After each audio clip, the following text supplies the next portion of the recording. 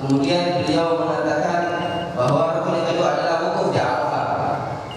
Sebagaimana diketahui bahwasanya dinamakan Arafah di sini ada beberapa riwayat, ada beberapa pendapat. Yang pertama yaitu karena malaikat Jibril pada waktu itu memberitahukan tempat-tempat manasik pada Nabi Allah Ibrahim ada di tempat itu.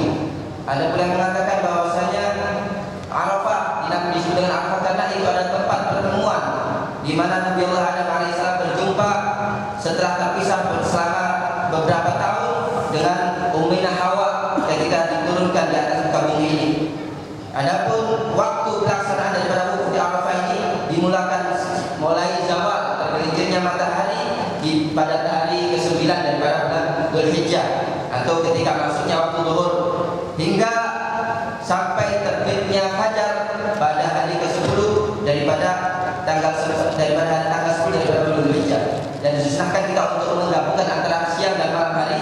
Artinya dia itu mengambil sebagian daripada waktu siang hari dan sebagian daripada malam hari, karena adanya khilaf ulama yang mengatakan wajib untuk menggabungkan antara siang dan malam hari di Arafah.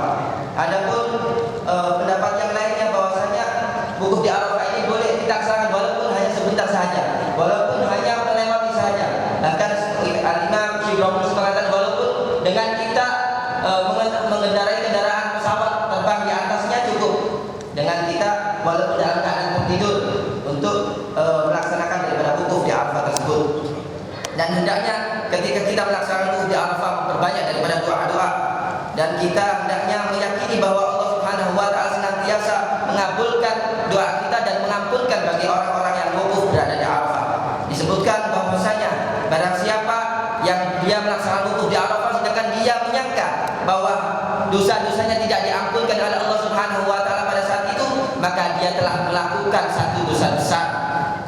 Dan pada suatu saat diceritakan Al-Imam Ahmad bin Wasil pernah satu saat beliau melaksanakan hajinya, dan pada saat itu haji yang ke-33 daripada haji yang beliau laksanakan.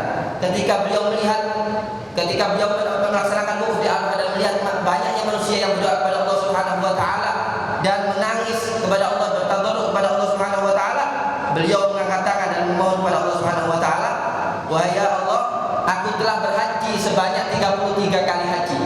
Maka haji yang pertama aku peruntukkan untuk diriku sendiri, yang kedua untuk ayahku, yang ketiga untuk ibundaku, dan yang sisanya 30 hajian itu aku peruntukkan kepada orang-orang yang tidak mendapatkan ampunan ketika dia melaksanakan ibadah hajinya atau melaksanakan wukuf di Arafah."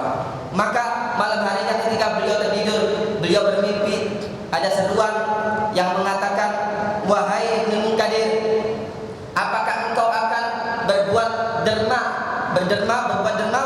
kepada Zat yang Maha Dermawan? Apakah engkau akan melakukan satu perbuatan yang bersifat pemurah melebihi daripada Zat yang Maha Pemurah? Maka ketahuilah, aku telah mengampunkan seluruh orang-orang yang wukuf ada di Arafah sebelum lagi aku menciptakan bumi." Itulah tanda kebesaran bagi orang-orang yang melaksanakan wukuf di Arafah.